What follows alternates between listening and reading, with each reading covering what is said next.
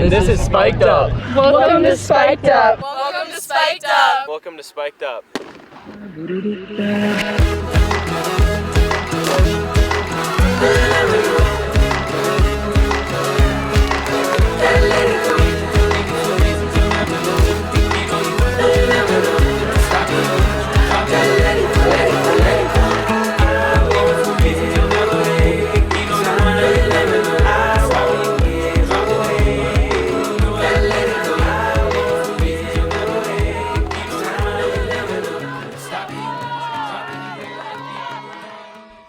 Hey there, Colorado cross country fans. Welcome to this week's edition of Spiked Up. As always, I'm Bobby Reyes, and I'm going to be your host. Now, we are back. Finally back, long summer, and when I say back, I don't mean spiked up. We've been here all summer long covering the sport. When I say back, I'm talking about that the cross country season has finally arrived. Practice launches off the starting line this week. We've got races coming in a few weeks. Plenty to be excited about. But before we get rolling with this week's edition of Spiked Up, I want to give a huge shout out to our sponsors, the Niwot Market.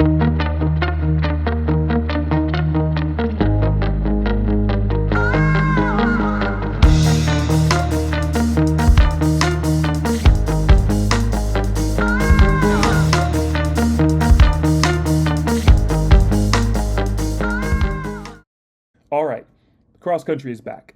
We are literally weeks away from the 2025 Colorado cross country season.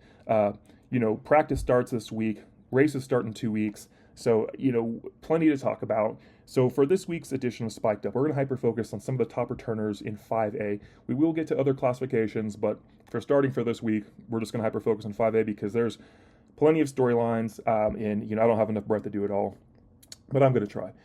So we look at boys 5A. This is going to be such a high-quality year. 7 from last year's top 10 at the state meet return. You heard me right. 7 of the top 10 from last year's state meet return. That means, again, high-quality field in front of us. Leading the way is Mountain Vista's Ben Adams. He was the 3,200-meter state champ in 5A last May. He was the runner-up at last year's state cross-country meet, so he is the top returner. He's in a great spot here in the driver's seat heading into the season. But he's going to have competition, definitely, because hot on his heels, we've got Thunder Ridge's Ben Lee, who won the 5A state titles in the 800 and the 16. And as we saw last May, Ben Lee has wheels, like legit speed.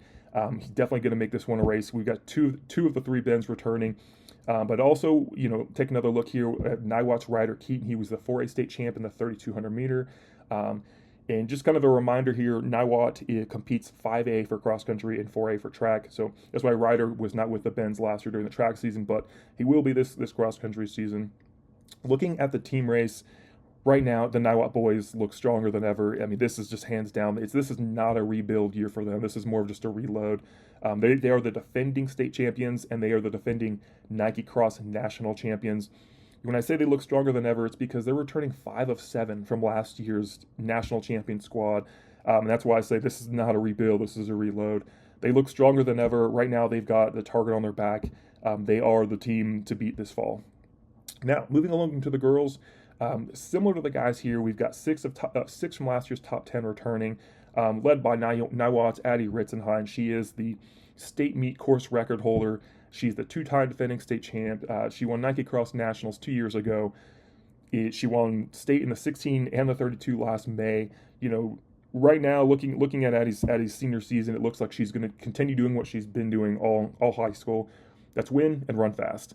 But she could have a challenger here. If we look at last May, Cherry Creek's Emily Cohen had a monster state meet. She just probably had one of the best state meets of anyone in distance. She doubled, ran the 16 and 32, got both state titles, had a huge improvement.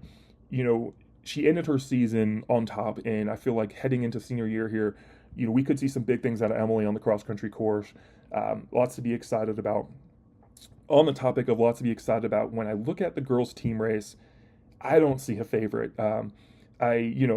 We've got it. I'll go ahead and start here with Mountain Vista. They are the defending state champions, and they are the defending Nike Cross national champions. But they did graduate a big chunk of that team, which I really feel opens up the door. And when I look down the list of the teams and how many are returning for each team, I really feel like the team most suited to walk through that door is going to be Chaparral. Got a hunch here. They returned 6 of 7 from last year's state championship. where they finished 4th. So I really feel like they're the ones who could sneak up here and make a run for that state title. But, again, that race is wide open. We've got, 3 months in front of us, a little bit over 3 months in front of us to kind of sort all of this out. So there's plenty to be excited about. I don't know about you, but I'm excited. Cross country has finally returned. So, let me just take a breather right now because I know once it gets going, there's not going to be stopping. So this is going to wrap up this week's edition of Spiked Up.